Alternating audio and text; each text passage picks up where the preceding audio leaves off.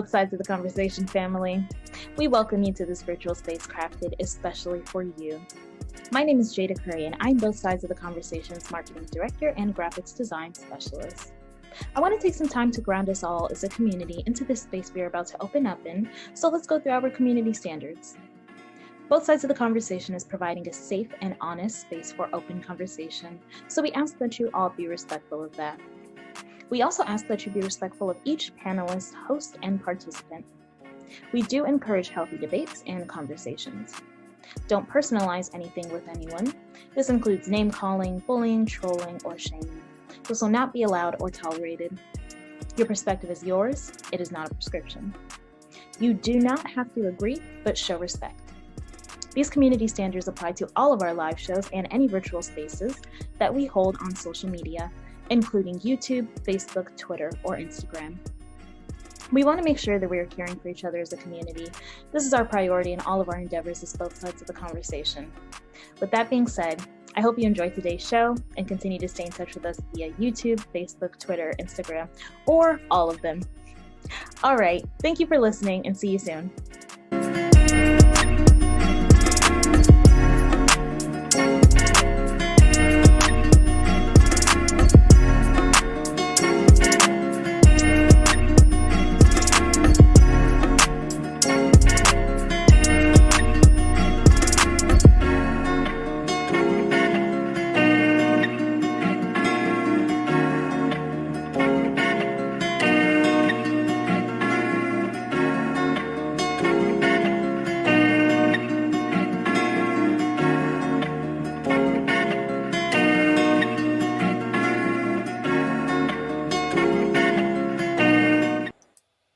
Welcome, everybody, to both sides of the conversation. I'm Executive Director John Henry. Today is Tuesday, so you know what that means. We're going to have another Hidden Gem segment where we continue to highlight our Black and Brown businesses, as well as those community leaders and organizations that are doing positive things to impact our community. And with tonight, we have two phenomenal gems that's going to be coming on tonight. So excited about that and hearing their stories and getting their information out to the community. But with that being said, I want to give a huge shout out to all of the folks that came out to the skate event this weekend. It was fire.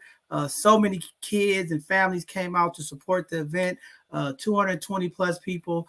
So just was excited about that skate event this weekend. It was definitely an event to be at, and we're going to get that information and those videos out to community as we start working on putting them together, editing them, and getting some of that video out to community. So thank you to the East Oakland Collective and to all of the community sponsors and donors and to all of the community folks that came out, the volunteers that helped set up and just out there supporting all of the catered folks who brought the food. And, shout out to the Black Culture Zone for hosting the space. It was a very, very empowering event. So just excited. I'm still exhausted and tired from the event, but I'm just happy that it was a successful event. Everything was fine, no problems, and we got through that. Also want to give a huge shout out to Maurice Rivers and the OMI Invest Black folks for the event that they put on Friday for community. We was out there. It was nice to just see community together, convening, and our young folks having fun and just enjoying a Friday evening with the family. And there was a number of events that was taking place across the Bay Area, and just excited to see that community is continuing to move out the events. Even though the weather is changing, it's getting cold, people are still putting the events together, making sure that our community is impacted in a positive manner. So just excited about that. But with that being said, it was another weekend of violence and things that took place in our community. And it's just, sad that we have to continue to announce, these shootings and different things are happening in our community. There's been a number of home invasions and robberies that's been taking place across the Bay Area, as inflation increase and money becomes tight for our families and our communities. Unfortunately, people are doing things and taking risks that sometimes they don't normally would take. But we just got a lot of work to do. And it's just nice to see some of the community and some of the city resources coming out to community. Some of the funding is starting to hit the streets. People are moving. Things are happening. I'm seeing some events that's coming up. There's some job opportunities and things of that nature. So as more and more of these grants roll out and some of this funding get out to the community, hopefully, things will settle down a little bit as we come into the holiday season And it's just unfortunate that we're approaching the holiday season and so many issues.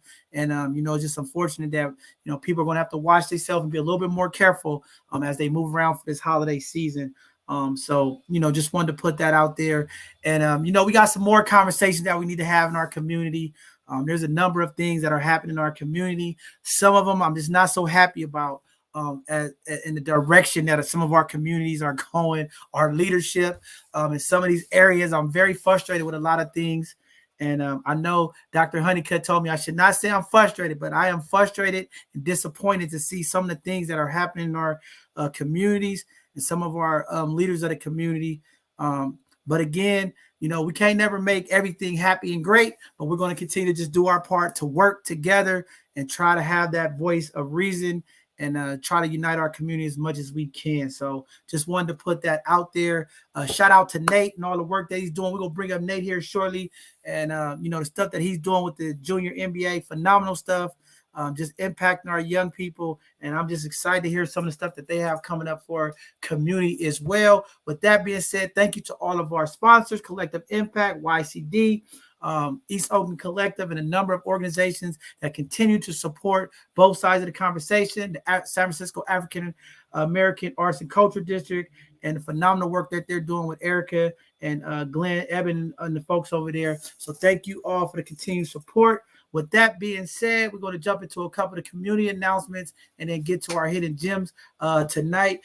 In Oakland, on Sterling Drive, there was a shooting that took place with a mother and her young daughter. They hospitalized with gunshot wounds. It took place this weekend in Oakland about 10:30 p.m.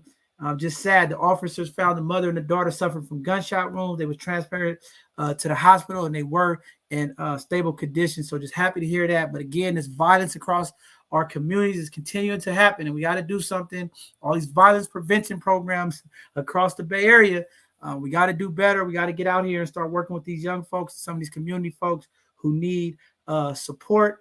With that being said, San Francisco is introducing some funding that's going to go to the 2022 concert series to revive the entertainment scene in San Francisco. The city officials on Monday unveiled $2.5 million initiative to help revive the city's entertainment and music industry.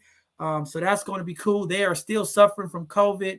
So San Francisco is going to be bringing some live performances to the city. Some of the outdoor venues and some of the parks and plazas is going to be happening next year. So just excited to see some of the cities starting to revamping, getting back as much as we can to close to normal.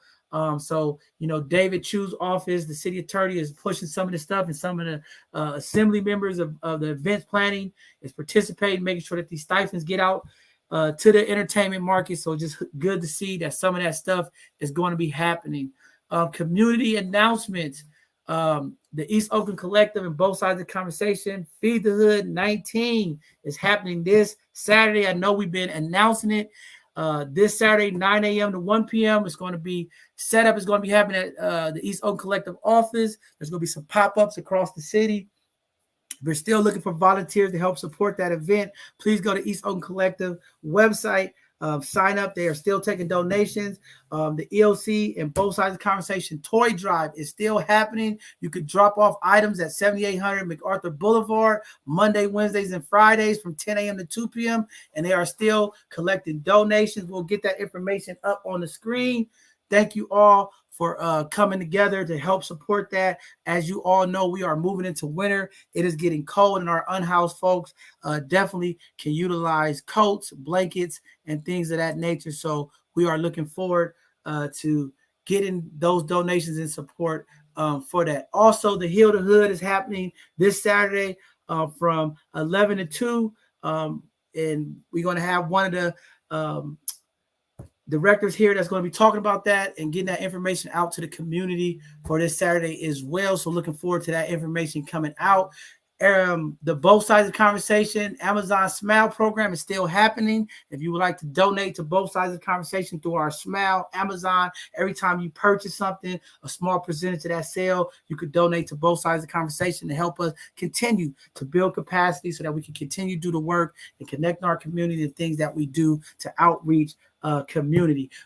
With that being said, upcoming live show information this Thursday, we're going to have Dr. Noah from Roots coming on to talk about COVID-19 and some of the things that's happening in Alameda County. So we're looking forward to that presentation, talking about our young folks now that they approved 5-year-olds to get vaccination. She's going to have some information on that. I definitely have a number of conversations and questions for her regarding that. I have a granddaughter, and I want to ask the question before I get my granddaughter vaccinated. So if you have any questions about the COVID vaccination, what's going on, tune in this Thursday as Dr. Noah will be on talking about the COVID-19 vaccination.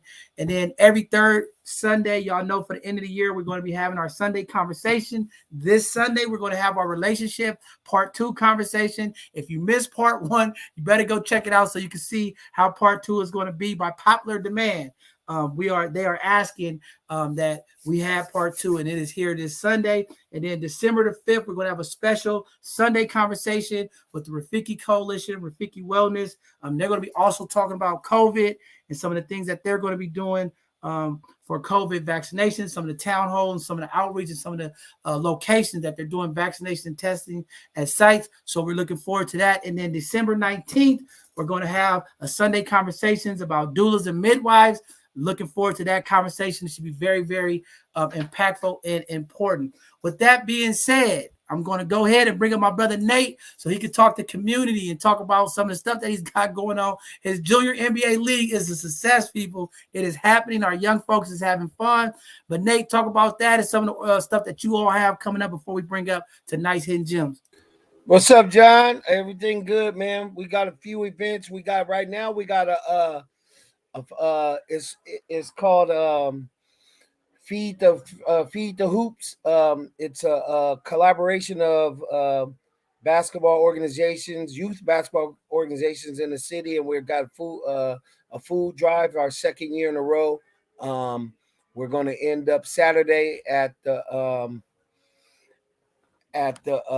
IT Bookman Center, and we're going to be boxing up the goods and delivering them to people that are in need. We also have this Saturday, we have a very special event in conjunction with the Human Rights Commission. Thank you, Director Davis, for everything you do. Everybody Reads, the San Francisco Sheriff's Department, and the Junior NBA. We're all teaming up to have a book fair, which all kids will receive books of their choice, absolutely free to take home. And, we just want to encourage some reading during the holiday season. I know that they're going to be out of school for 2 weeks, and they're going to be probably next week. A lot of kids are out of school, so we encourage them to do some reading, and why not give out some great reading material and, preach some good education to our young ones. So lastly, we have our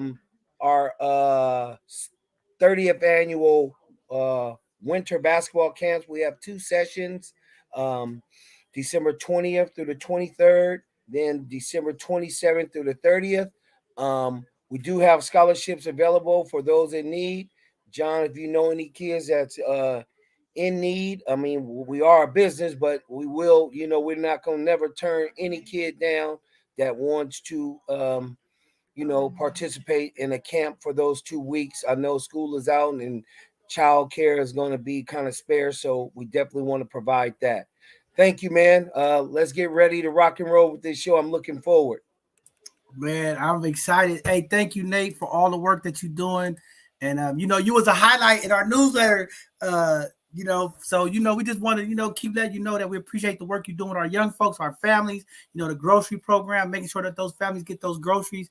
As you know, and everybody know, inflation is happening and it's real in America. The cost of food is out of this roof. So every time we have organizations that are supporting the community with food security and helping our unhoused folks is very important, especially our elders who are on fixed income sometimes.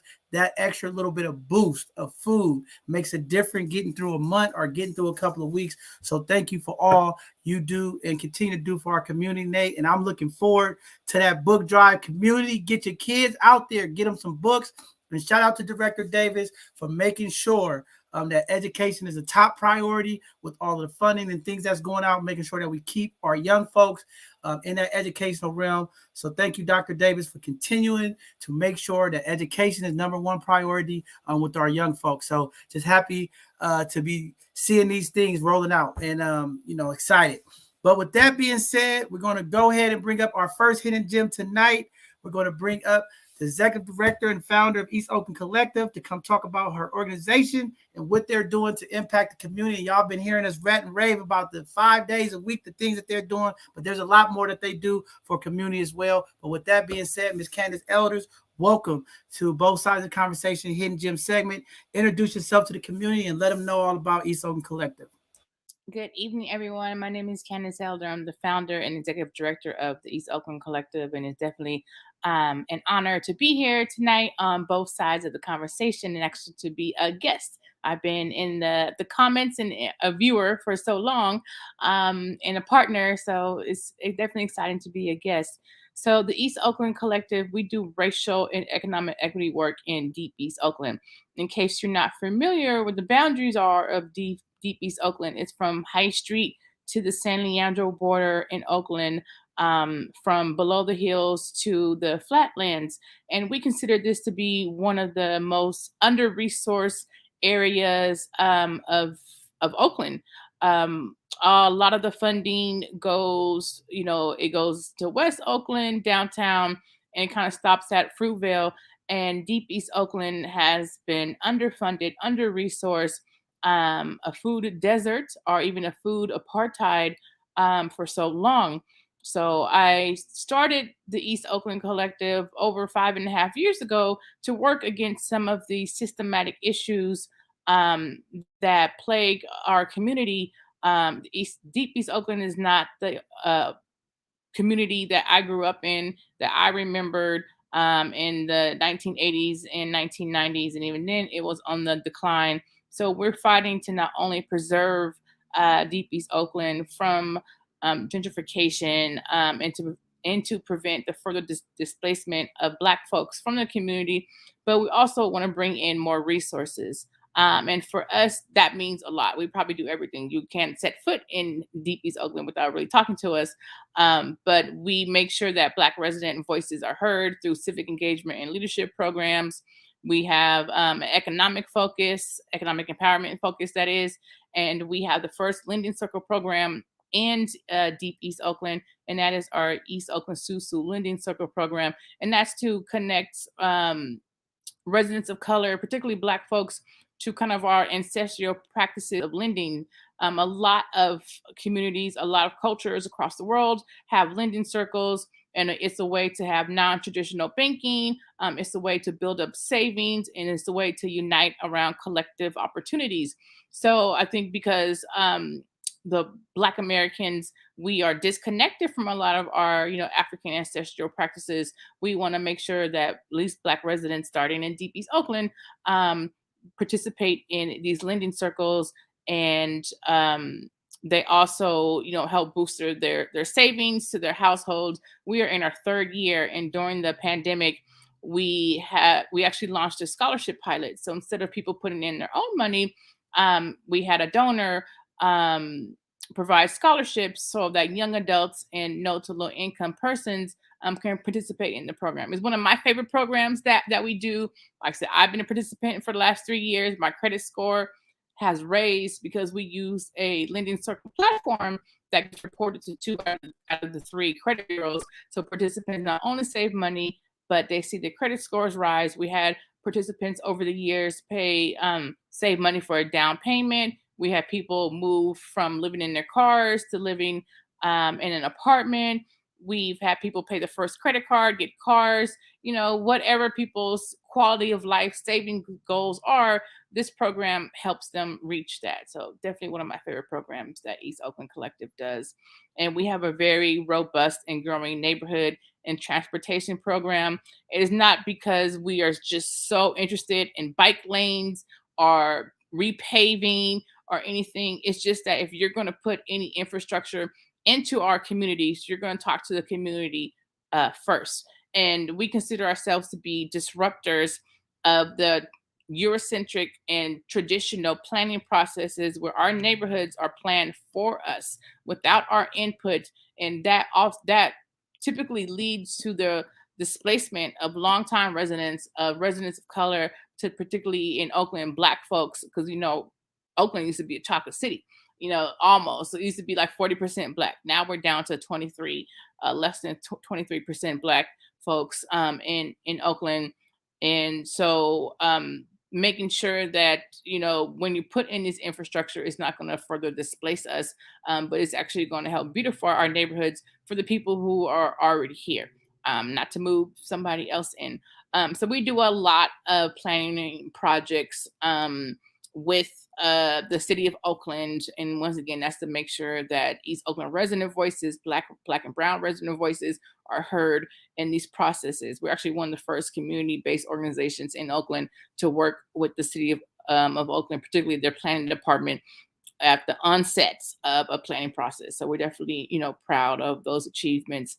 And probably what we're most known for is the work we do with and on behalf of our unhoused brothers and sisters. And it's not something that we started the organization doing. It was actually a community service project, just simply handing out food to those living curbside.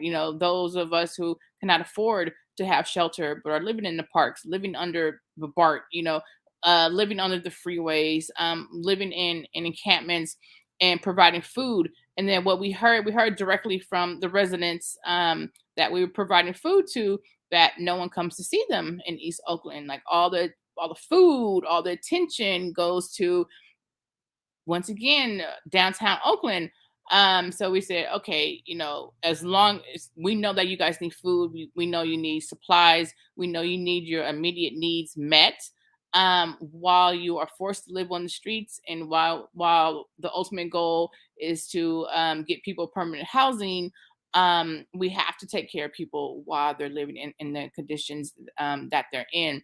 So we started our Feed the Hood program, and it just went viral, after that. So I'm happy to talk about Feed the Hood later on in this segment. But we do grassroots advocacy, policy, and organizing with and on behalf of our unhoused brothers and sisters. And it's crucial for us to say that, because it's about empowering people with the lived experience to be able to advocate for themselves and on behalf of their families. So it's one thing for us to do it as advocates, but it's another thing to equip people with the tools so that they can go to City Hall, that they can talk to the mayor, that they can talk to the police, that they can talk to the fire captain, that they can talk to the city administrative and say, this is what we need. This is what we need to get out of homelessness. But EOC is definitely happy to serve as that medium between residents who have lost faith in these agencies, who have lost faith in the government, and that they're on the streets and they're not getting helped. So EOC is happy to be that small organization standing in the gap, to provide resources, to provide supplies. We even done stuff as far as cut a hole in the fence and move people on and help start a village, before the government got online with these shelter in place hotel rooms in Oakland. We raised money through GoFundMe along with other community partners to place folks in hotel, and they have been sheltered since the shelter in place order. So we took them off the street, with community dollars, and put them in hotel rooms. We saw people's health change. We saw people's spirit, their minds change, everything change once you have a roof over your head, once you have access to running water and restrooms and hygiene and the fridge and things like that. So we definitely feel like we're an organization that doesn't have a lot of red tape. We do what we want to help our people, because a lot of these agencies who are getting funded to house folks, who are getting funded to provide resources to our unhoused brothers and sisters, they're not doing it. They're getting paid the big bucks, but they're not necessarily doing it. And then they're out of touch. They can't walk into encampment like we do. They're not on a cell phone first name Facebook, Instagram, whatever, however it takes to TikTok, whatever it takes to get a hold of our people and touch with our people and communicate with them. They're not on that basis with them. So we are. So we get called in a lot to work with other agencies to go into encampments and to talk to folks, to provide resources, to refer people to other resources. And we're definitely happy to fill in that gap. And I can probably keep going on and on and on about what East Oakland Collective does, but I think that is a very good summary.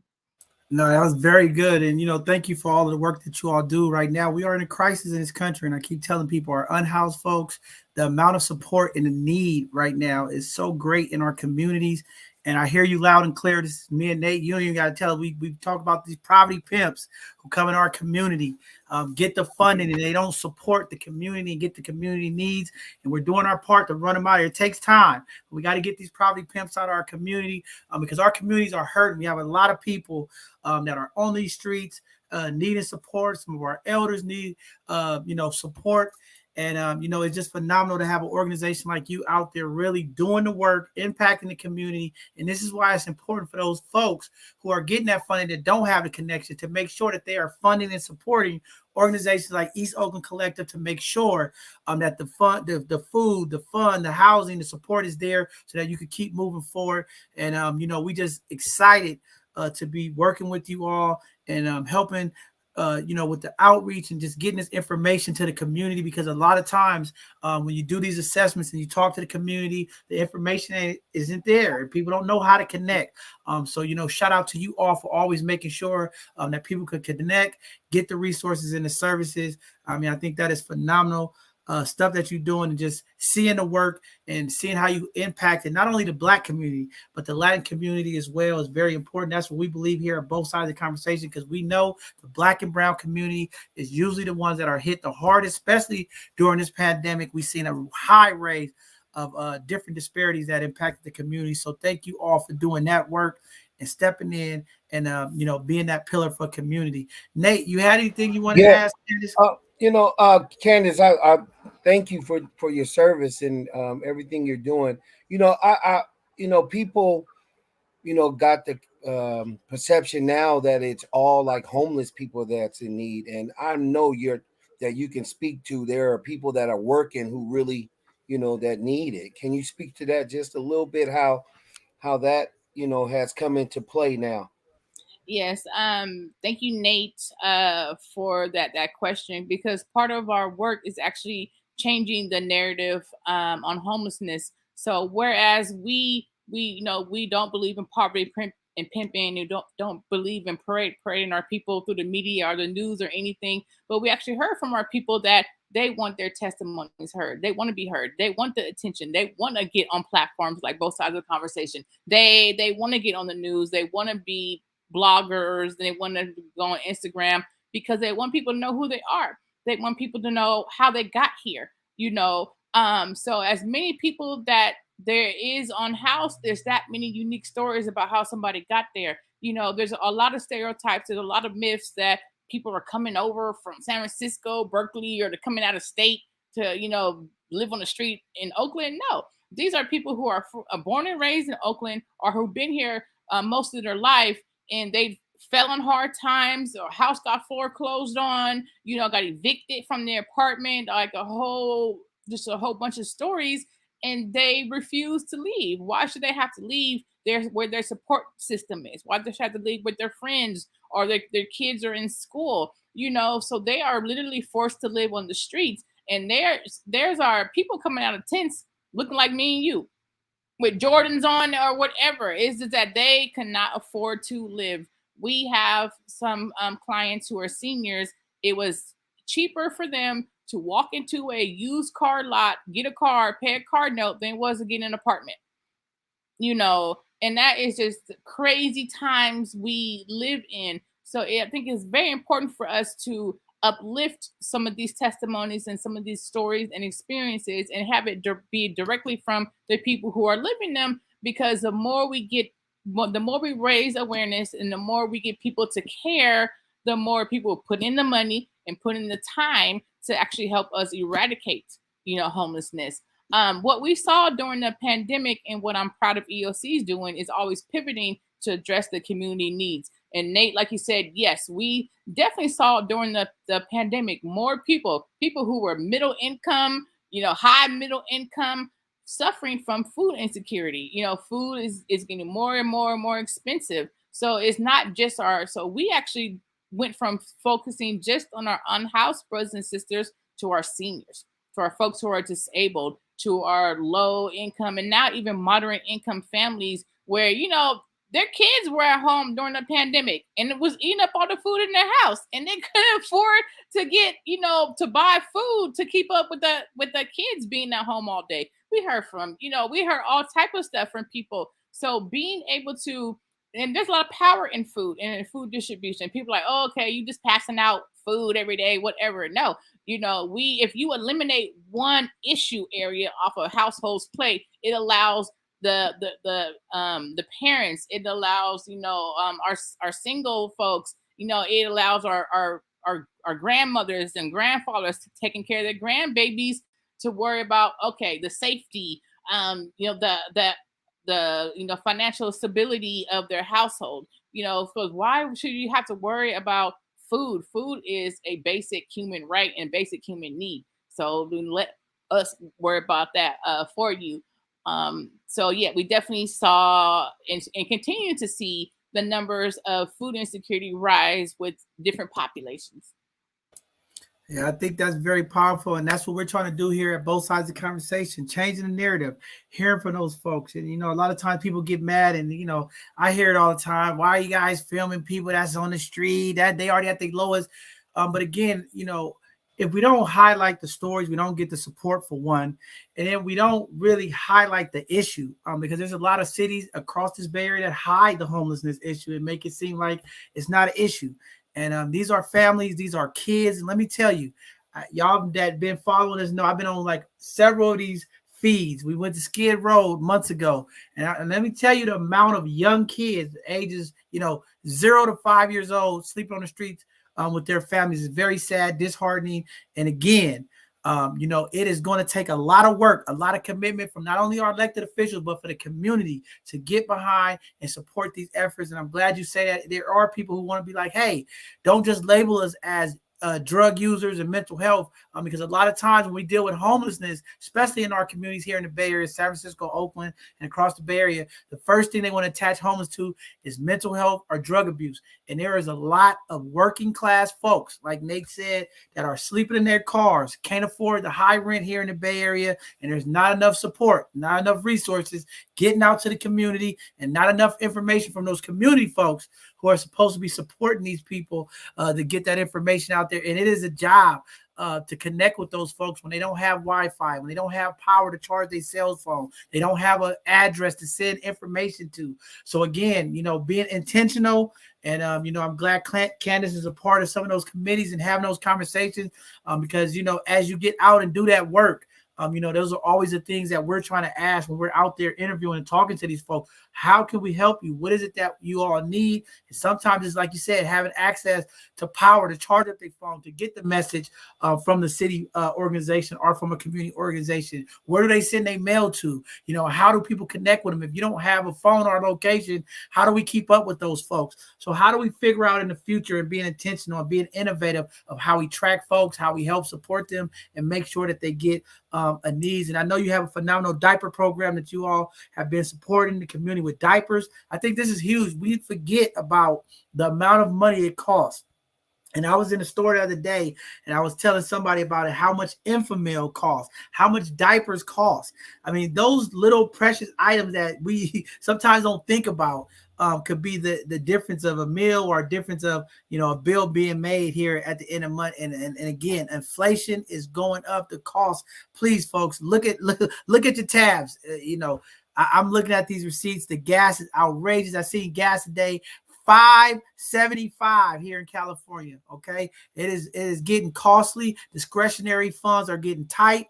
Okay, and as we get closer to these holiday seasons, Organizations like East Oakland Collective and a number of these other organizations that are helping our folks out are going to be critical. So we're going to need community and community organizations, some of our leaders, to make sure that the funding and the support gets to organizations like this so that they can continue to impact our community. And unfortunately, when money gets tight, you all see the recklessness that's happening across the Bay Area and across this country with robbery. People are running in the stores. People are doing everything that they can to survive. So we got to start thinking about some things. We're going to have to work together. I know there's a amount of funding that's coming out from the state level down to the city and counties, but we're going to have to make sure that these organizations that are doing the work are the ones that are being impacted the most with the funding.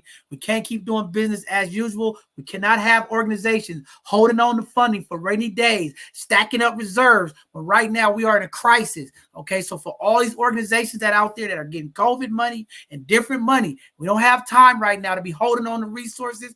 Our people are being impacted, and I'm looking for the leadership of these organizations to start moving the money out into the community so that they can impact and help our community. So with that being said, thank you, Candace. If there's anything else that you would like to say, we're going to move on to our other hidden gem, and then we'll bring you back up to talk about the phenomenal event that's taking place this weekend. Thank you. Let's go. All right. With that being said, we're going to go ahead and bring up our second hidden gem tonight, another phenomenal organization that is doing work to impact our people. Y'all know this segment is always about community organizations that are doing their thing to impact our community positively, and always our Black and brown business. That's what we do here. We're going to continue to support our Black and brown communities. With that being said, we're going to bring up Sister Sabrina to talk about her organization and the work that they are doing to impact the community. Good evening, Sabrina. Thank you for coming on and being a part of our Hidden Gem segment tonight. Hello everyone. My name is. I'm an organ of programming. Your mic, I think your mic is a little choppy. Your mic is a little choppy. Hold on. Can you? It's a little choppy. How about this? Try to log out and log back in. Maybe your mic can pick up. Okay.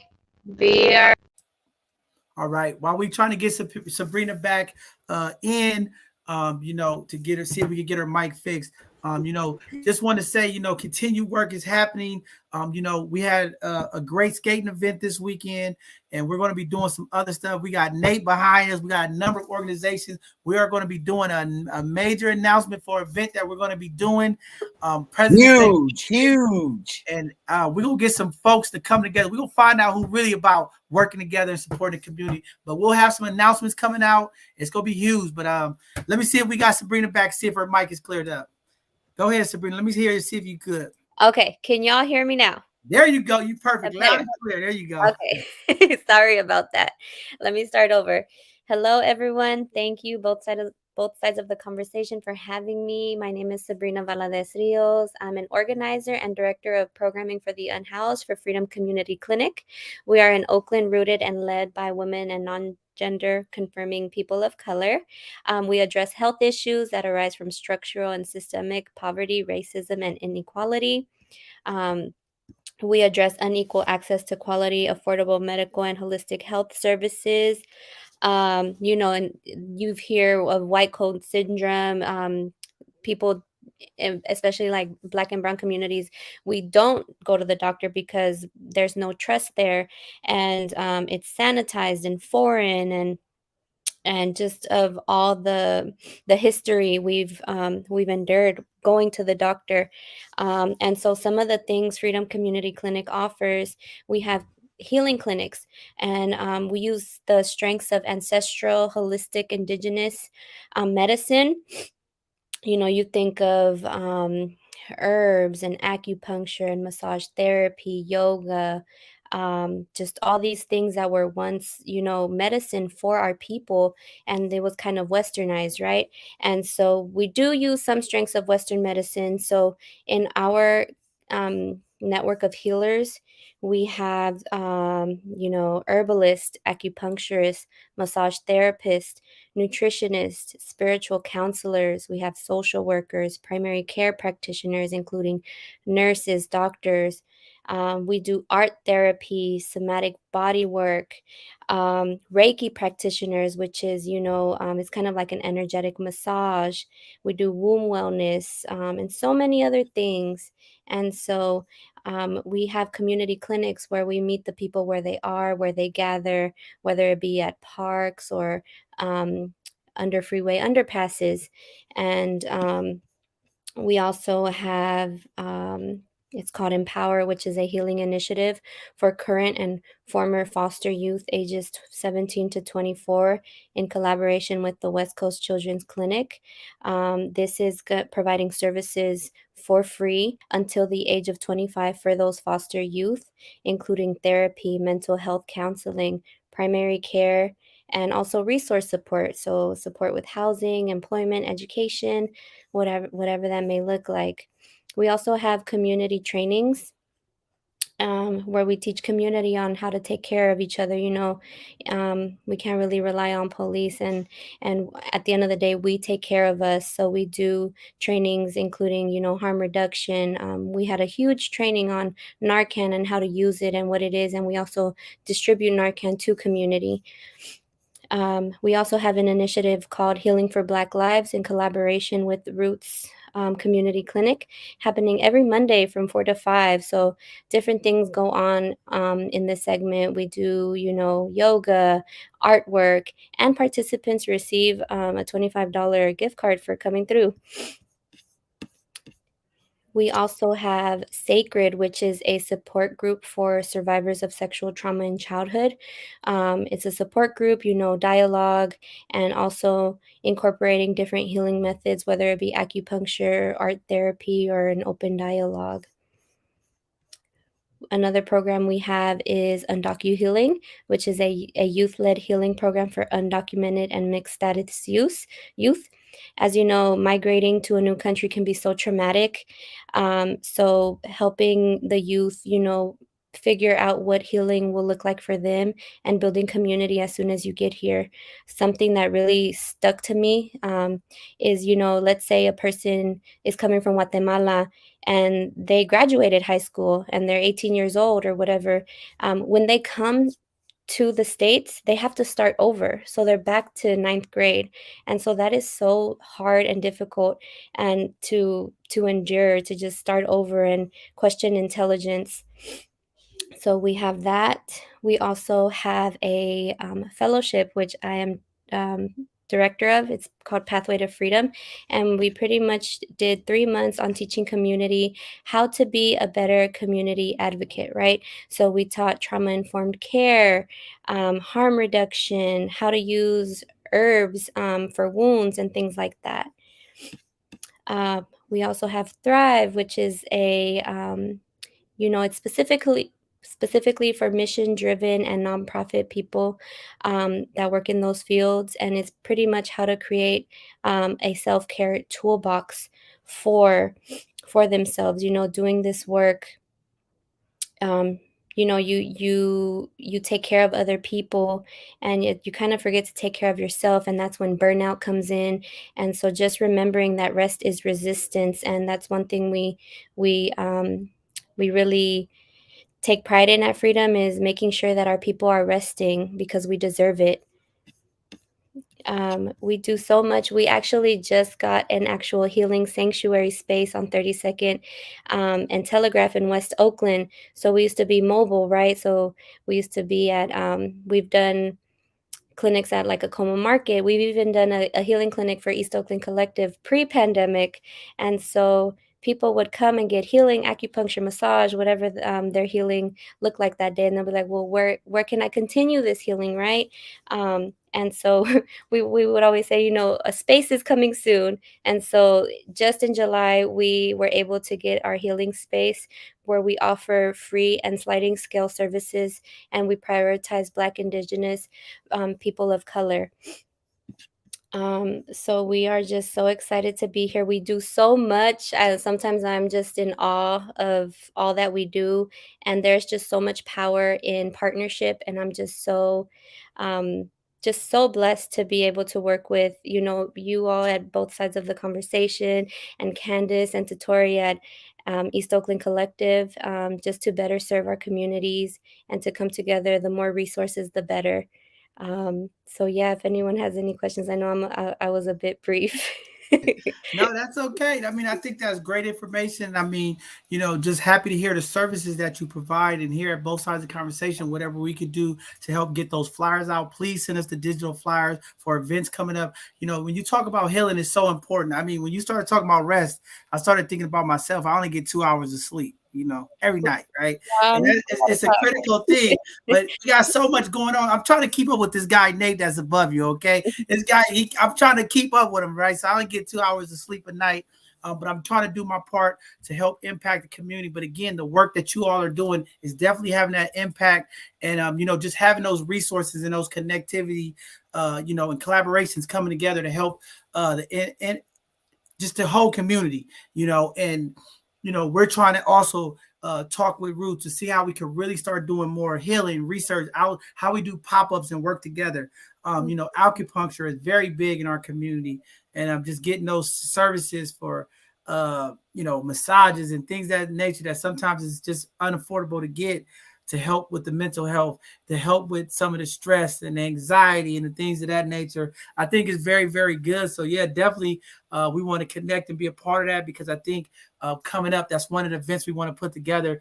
How do we bring this healing to our community, right? And there's enough resources, and just, hearing the impactful work that you're doing with the youth, I think is very important, especially during this pandemic. The seniors and the youth of the community has been impacted with different mental strains when it comes to anxiety, depression, just not being able to socialize. So for you all to have that type of service to impact the community is a huge win. And, just looking forward to, connecting and helping get those resources out to the community, because we need it right now. And any way that we can relieve stress, anxiety in our community and just calm our people down, I am definitely in favor for that. So as a director of programs over at the Freedom Clinic, what is your demographic of folks that you really focus on? I know you said this is more of a women-led organization, but what are some of the services, when you come talking about the demographics of like males, females, and the outreach? Are you just servicing the West Oakland area? What's your outreach? We want to serve everyone if we could, So definitely all of Oakland. That's why I'm so thankful to tap in with Candace, because we want to, serve all of Oakland, and especially Deep East Oakland, because like she mentioned, they unfortunately don't get the services that West Oakland and like Fruitvale get. But we want to serve everyone. The youth group, it's in San Francisco and in Oakland. Hopefully one day we'll be able to serve all of the Bay. As far as demographics, one thing I've been noticing is that it's really hard to see men heal. I don't know what it is. Maybe, I don't know, but we want to see y'all heal. We see most of our clients are women or non-gender confirming, and a few men here and there, but we're really trying to find ways to get, men to come in and to rest and to get the healing that they deserve. Maybe you can tap on that more, Nate and John. Yeah, I'll be the pillar, okay? I'll come down and do all of the treatment and services, because here at both sides of the conversation, I'm a big advocate for mental health and wellness, and I'll definitely be that spoken person or come out to do it, because I think you're right. It is hard for our Black and brown men to get healing in our community, right? And that's why I'm always, when I have males that come on the show, to be vulnerable, to be open up, to talk about their depression and the things that they go through, because we need other men to see that, right? Sometimes it's just whatever it is, the follow me or the egos of men. If we see other men vulnerable and open to do it, they'll follow along and be a part of it. And that's why we do what we do here at both sides of the conversation. When you got people like Nate doing all of the work, right? You got to go behind him and do the work, and it's that influence, right? I see Nate grinding, 7 days a week. So how can I stop at 5, right? You know what I'm saying? So again, if we see men coming on here, talking about it, or we see men in the community getting some of that healing. And I know I've seen a couple of folks on Instagram. I know they open up some wellness centers in Oakland that I've seen, and hopefully through communication. And then hopefully the real thing is the women of the community, okay? One of the things that I always say here is, how do we get our women in the community to understand, once a man becomes vulnerable and open up, and start doing that work. How do we get our women in the community not to weaponize the man when they upset? When they become vulnerable and get that information out, because a lot of times that keeps men closed, because they open up and then, women get in an argument or something having, then everything that they was open about becomes a weapon. So I also want to make sure that our women in the community do your part. As men start doing the work and healing, make sure that you're not using that information or that vulnerability that they open up to communicate, to get off their chest some of the things that's impacting them. When you upset, don't use it to weaponize them, and maybe we'll get more men to open up. I'm just saying it's a part. I'm not blaming the women, but that's a part of it, and we have to make sure our women are the Sure. No. I mean, go ahead, Nate. No, I like what John's saying, and I'm happy that some of these wellness centers are open up, but it's one thing they're opening up, and there's another thing that making sure that they're set up for success for the next, not 1 or 2 years, for the next 5 to 10 years. We got to fund these wellness centers just as much as we fund these big organizations who's not out there doing anything. I think the wellness centers are the connect to communities and have that credibility to deliver services. So I definitely am a fan of those wellness centers that are popping up these days. Yeah, I do want to say something regarding that. Something about healing. It's you got to be consistent with it, right? It has to be accessible to you, because how can you get a massage one time and your back is gonna be boom? You feel the stress off your shoulders. No, you have to continue to get it. You have to create a habit out of it, and it's hard to do that. So yeah, definitely us at Freedom Clinic, we do prioritize, that, and making it accessible, right? And making sure that, funds is not an issue. We want to make sure that it's not accessible just one time, but continuous. Yeah, no, definitely. I agree with you and Nate on that. You got to be consistent. And, we can't put people on a 2-week waiting list. I mean, sometimes we have people in that vulnerable state. We got to figure out how we can get these people service. And, I think also, with technology, I've been talking to a couple of people. We've had a couple of folks come on this show, talk about the tele wellness as well, where people are doing Zoom wellness. And I think some of that is working, right? I mean, I'm open to all kind of ways to get this healing, but I think you touched on something that I've been, talking to Candace about, is how do we get the education and the awareness in the community, right? Because if you only have limited staff to do these services, like how do we teach our families, or how do we teach our parents to teach these coping skills and teach some of these breathing techniques and teach some of the things that we use as techniques to help with mental health and healing?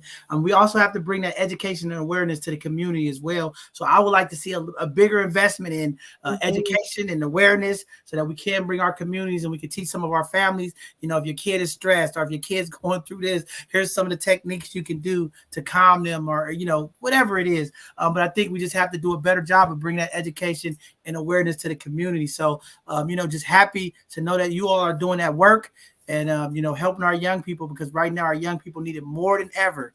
Our communities need it more than ever, but especially our young folks who are hopeless, who don't know, what tomorrow's going to look like. So many things when I'm inside the jails talking to these young people that they are worried about. And as community organizations, how do we impact them and make sure that they feel complete and they feel part of the process of what's going on with change? It is a shift that needs to happen in all of our communities. We have to pass the torch down to our young folks, like you, Sabrina, that can continue the movement and advocate and fight for our communities. And sometimes it's not happening, and we just got to keep pushing it out. But with that being said, before we let you go, we're going to bring up Candace. We're going to talk about this amazing event, phenomenal event that you all are going to be doing this Saturday. I think this is going to be a very fun and impactful event for all of the organizations a part of it, all of the partners, all the people that are doing stuff. But let the community know about Feed the Hood 19. What's going to be happening? What are we looking at? Some of the services we're going to be providing, some of the areas that we're going to be at, what kind of help we need, what kind of support we need. While we have all these amazing community folks watching, we still need some support. So listen to these folks and see how you can help. I see people commenting and they want to be able to help out. I see Aaron Wise talking about he want to help out and be a resource. A number of folks want to support. So listen to Candace, listen to Sabrina talk about Feed the Hood this Saturday. 9 a.m. to 1 p.m., a number of locations. People are going to be impacted. If you want to be a part of that impact, you want to be a part of the change, you want to be a part of this service work that is going to take care to bless our community, listen to these sisters, and we'll get you all connected. You guys can go ahead. Candace or Sabrina, you can start. Awesome. Definitely excited to bring the 19th Feed the Hood to the community. We've done Feed the Hood 19 times since September 2017, have served over 40,000 meals and thousands and thousands and thousands of hygiene kits, winter items over the past few years. And once again, Feed the Hood started off as a community service project just for members of the Collective, because we're a membership-based organization. And it was the people who said, the people that we were serving that said, we want you guys to come back. And it also was the volunteers that said, we want to keep supporting. We want to keep supporting with money, in-kind donations of supplies, food. We want to keep making sandwiches. And here we are, some odd years later. Feed the Hood averages about 250 volunteers, each and every single one. That was before COVID. Now, since COVID, we can't have 200 to 500 people in a closed air gym making 3,000 sandwiches. So we have our partners, community kitchens, who underwrite the cost of food. So now we provide 2,000 catered meals. And these are all meals that we would eat. These are all from local restaurants, Black and Brown, or women-owned restaurants in Oakland that we patronize. And we love them so much because they're providing us quality food for the people that we continue to patronize them even more. So this Saturday, it is going down. And this is a very, very special Feed the Hood because it includes different components, it includes different partners. We are excited to be working with Community Kitchens, once again, who's coordinating the food. We are excited to be working with Both Sides of the Conversation, who is just, y'all just full of so much love and spirit and for the people. And of course, the marketing and stuff is always good. But, and then of course, we are definitely honored to be working with Freedom Community Clinic, who is coordinating the Heal the Hood component. So Feed the Hood 19 this Saturday from 9 to 1 p.m. At EOC's office. Do not just show up. You have to RSVP. Volunteer space is very, very limited. I know they're going to drop, or if they haven't already, drop the RSVP link in the chat. If not, is bit.ly/Feed the Hood 19. You can also go to eastoaklandcollective.com and go to our calendar and see the link to RSVP for Feed the Hood there. We are in need of caravan ambassadors and drivers. So those are the folks who take the food, who take the supplies, who take the gently used and clean coats and the rain ponchos and whatever else we have, hygiene kits, snack kits, and actually distribute them to our unhoused folks living curbside, whether they're in encampment, whether they're in a car, whether they're under the freeway. But definitely we won't send anybody out to any place that's dangerous, or not even kid and parent friendly. So we split up the whole city. And we go out in about, anywhere between 8 to 10 sets of caravans with 5 cars each. And once again, is led by a trained and caravan ambassador who has been doing Feed the Hood and is very familiar with these encampments, with these sites. So those are the volunteer opportunities. And then we are having a supply drive. We started our winter supply drive a few weeks ago. We're going to carry that all season long. This is one of the hardest seasons for our unhoused brothers and sisters. It's very cold.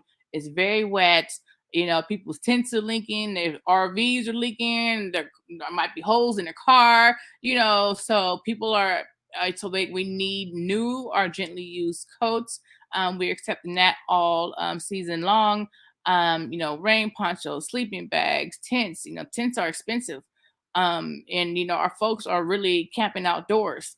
So all these camping companies are really actually really making money, off of the homelessness crisis, because there's so many tents that are bought, that are being purchased, and tents don't last that long. The zippers break, they get holes in them, they leak. So people go through tents a lot, especially the large family size, and those are like, $200, $300, $400 a pop. So it's definitely crucial for us to continue to raise the funds or have people visit our Amazon wish list. We have a toy drive, because we're also making sure our unhoused and just low income families and families in need have toys, books, pajamas, for the holiday season. So we have a lot going on. We have Thanksgiving style dinners coming, and going to be served to the community. And I will turn it over to Sabrina to talk about the very, very special component, which I'm so excited about. And I hope I get a chance to see a little bit of it on Saturday, but the Heal the Hood component. Thank you, Candice. Yes. So I don't want to talk too much about myself, but the reason why I got into this work is because 5 years ago, my first ever volunteer experience was at a pop-up care village, and I held it down for the barbers. And just seeing that amazing transformation after a shower, after, a haircut, and just the entire energy shifted, right? And so that right there was my pivotal moment. And ever since then, I'm like, I have to do this myself in my city, in Oakland, right? So, with the help of Freedom Clinic and with this collaboration of East Oakland Collective, I'm able to bring Heal the Hood to life. And so what Heal the Hood is going to look like is East Oakland Collective is going to be right where we're going to be stationed at the High Street encampment. So EOC will be there distributing food and hygiene kits, and then Freedom Clinic will be there providing massage and acupuncture, wound care, first aid, also giving out first aid kits, blood pressure screenings, health education. And I'm a big believer in when you look good, you feel good. And so we have about 8 barbers coming out to give free haircuts. We have 6 hairstylists coming. We have 3 manicurists. I also, in collaboration with orgs, we put together a gently used clothing donation, and so we got clothing racks, and so we're gonna give a full experience of a store, right? When you go in the store, they're like, oh, what are you looking for? What's your favorite color? So we're gonna have a stylist experience, and also we have makeup and perfume that's brand new. So we're gonna also have like a Sephora Ulta vibe. It's going to be so amazing. We're also going to have a free bookstore. So community donated gently used books, and the amazing Marcus's books on MLK donated free books to us. So it's just so many beautiful things happening. I feel like I'm forgetting something because there's so much, but we're going to have music playing. It's just going to be it's going to be like a block party. Man, that's what's up. But the other thing is you got to highlight yourself. So that's what you come here for. This is the Hidden Gem segment. We want to highlight you and give you your roses and talk highly about the things that you are doing. We are seeing the work. We're seeing what's happening this Saturday. It's going to be an impactful event. Our community is going to feel the love from the community, and we're happy to be a part of it, just to get out there and, just watch these amazing events take place and the work that you all are doing. But one of the models that I was thinking about, when I went down to Skid Row, one of the things that they had out there was these trailers that they converted into showers and bathrooms. Mm-hmm. And I was looking at that model and I was like, hey, we need to bring some of that. I know they have some different types that they did in San Francisco, but I think we really need to do that because it does make a difference when people can have showers and things of that nature. So they have on Skid Row, one of their community organizations, they have a whole free laundry service for people that are unhoused, right? So it's like this big old thing with like 50 washers in there, and they have staff. and they treat them good. They tell them to drop off their stuff. They give them a number and then put their name in there, and they get to leave. They wash it. The people that work there fold it, put it in a nice bag for them, and they come back and pick it up. And then they have showers where they can go take showers. And you know, at that event, you know, they did the barbers and the folks did the hair and all that. And it does make a difference. I mean, you know, what were you talking about? When people feel good, it really gives people that hope. And it sucks that, you know, sometimes we only get to do this once or twice, 3 times a year.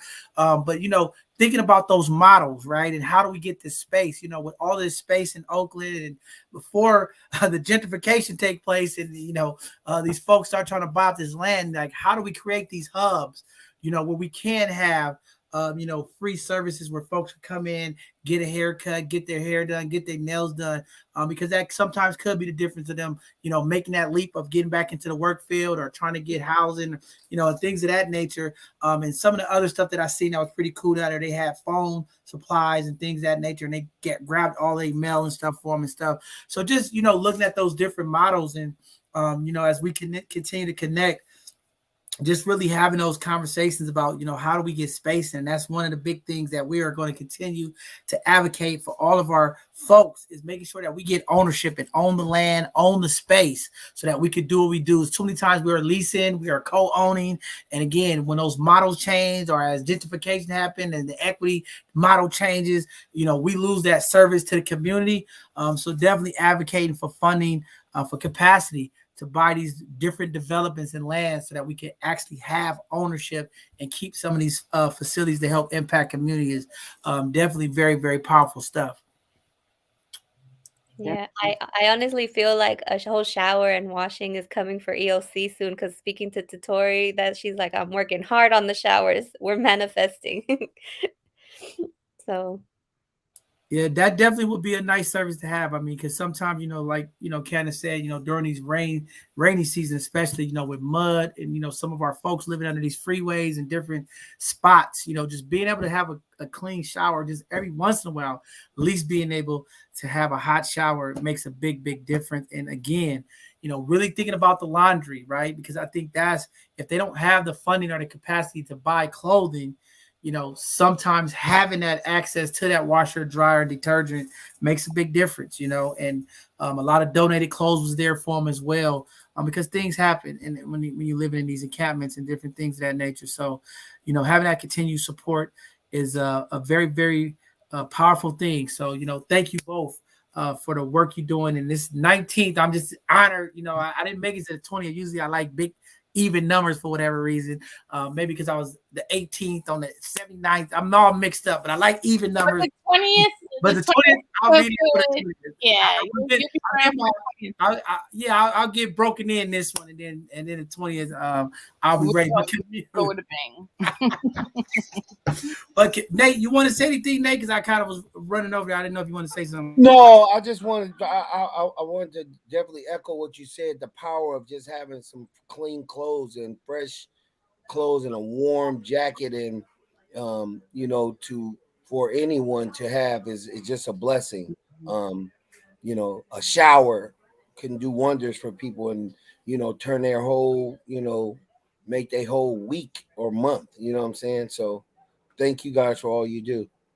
Yeah, and I want to chime in here on that, because there definitely are agencies and organizations, you know, Lava May, Dignity on Wheels, which is actually Dignity on Wheels is Black owned, who are out here providing the showers, the mobile laundries.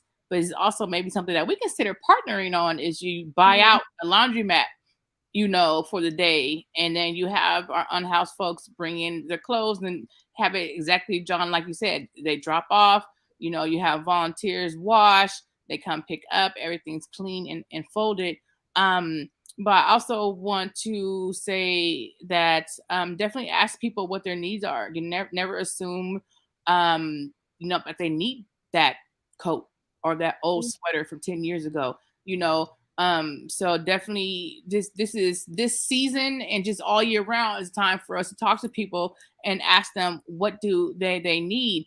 And I tell folks who may not like or maybe shy about giving like money, directly to our unhoused folks, well, carry a hygiene kit, carry carry granola bars in your car and give that out to people, because stuff that we take for granted, such as deodorant and some socks, a clean pair of socks and some fresh deodorant go a long way.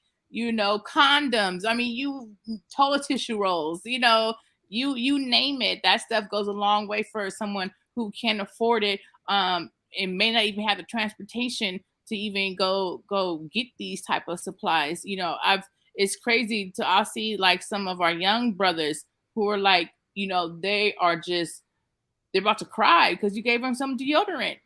Like they're out here trying to, keep up and trying to, smell good, but they may not be able to, so really a lot of stuff that we take for granted, it's something that it's simple. We can teach our kids. We can get the gallon Ziploc bags, and make little kits and keep it in your car and, pass it out when you see someone, on the corner asking for change, or you see someone asleep, at the bus stop, and ask them, and always, lead with humanity, lead with kindness, look people in the eye and actually ask them, hey, I have this X, Y, and Z. Would you like it? Because I see all type of stuff dumped, on our people in encampments. Like, why I've seen like a pack of 100, string bikinis, in encampment. I'm like, why would you? It's cold. Why are you giving people string bikinis? I mean, man, they can use it as underwear, but it's kind of like, it's just, I don't know what,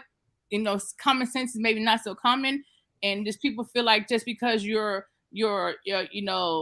down on your luck and you're unhoused and you're on the street means that you will accept anything and everything. And that's not how it works, and that's not how it should be. So, organizations like ELC, we definitely pride ourselves in sourcing, quality stuff to redistribute to the community. I consider it as one of the many forms that we're going to get reparations. Is really get stuff from the rich and pass it out to the people who need it.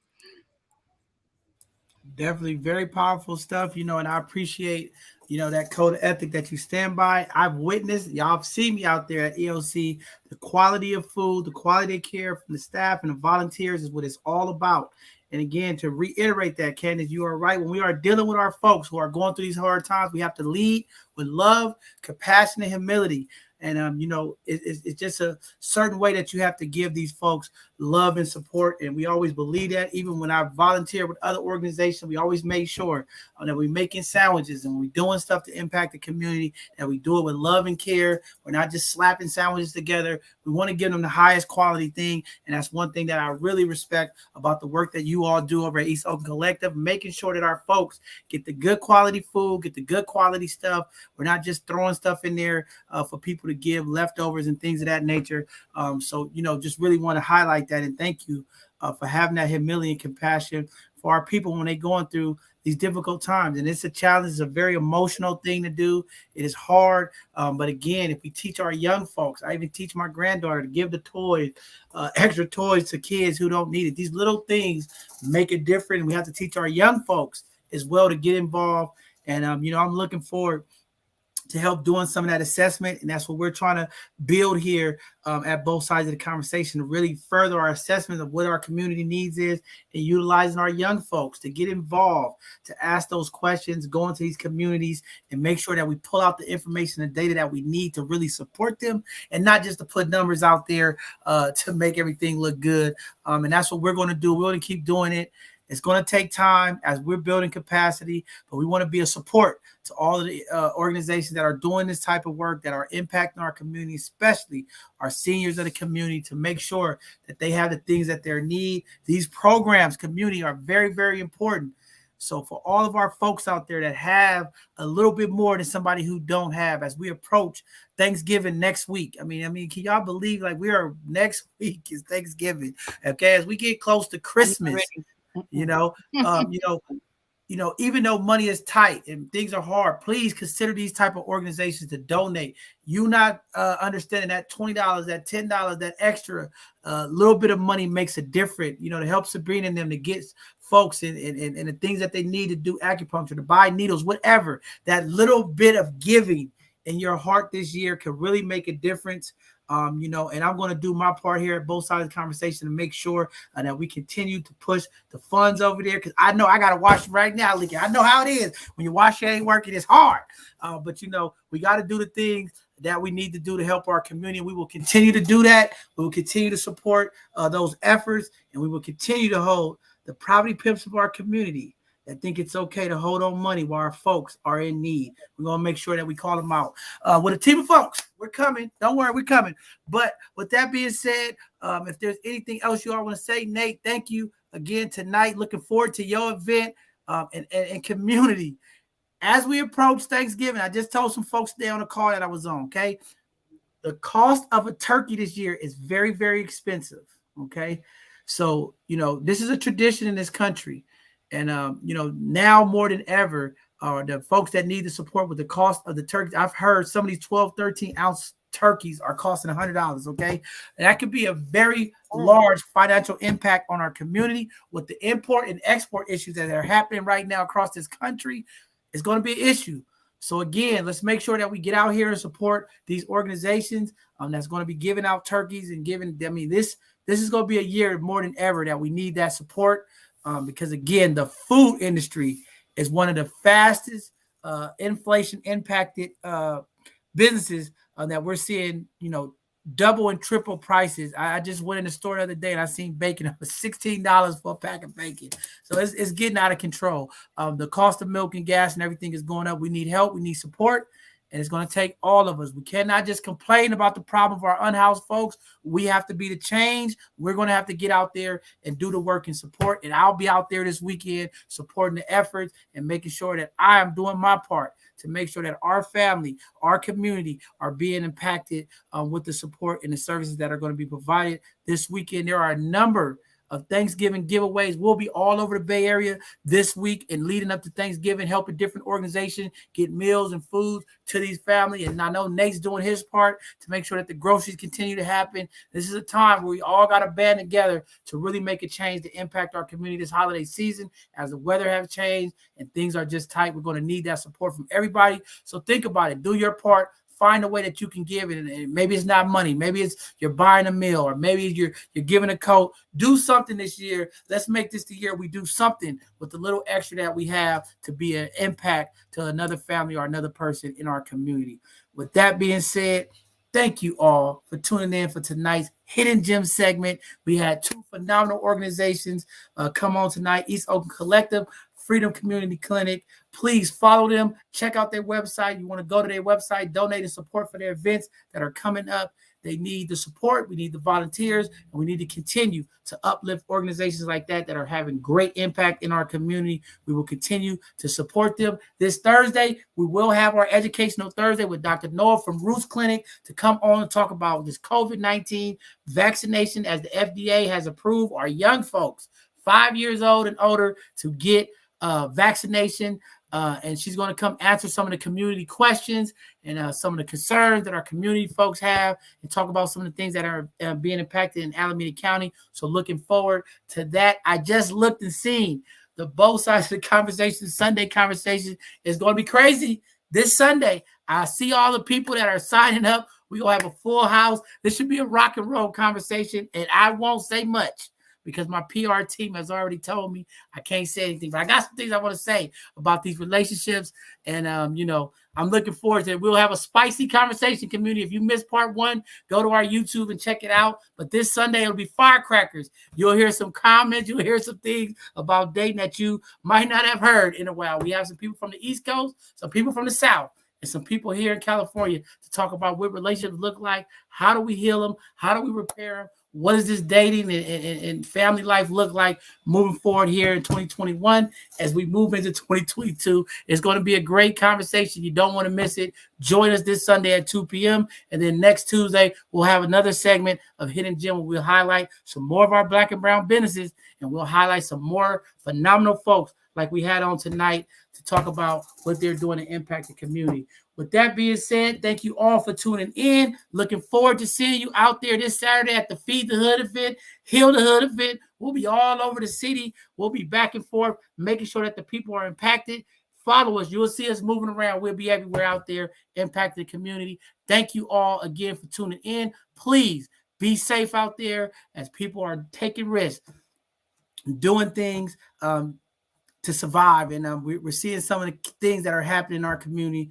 And for the females, be careful out there shopping. There's been an increase of robberies at these parking lots in our malls. So please be careful, as I know you all are trying to get ready for the holiday season. We know Black Friday is coming up. It's going to be crazy. People are going to be breaking into cars, trying to get you gifts. So be intentional, be strategic, and be smart and be safe out here. As time has went back an hour, it is getting dark earlier. So try to plan your shopping during the day, and make sure you all be safe. Thank you again for tuning in, and we'll see you all this Thursday. Have a blessed evening, everyone.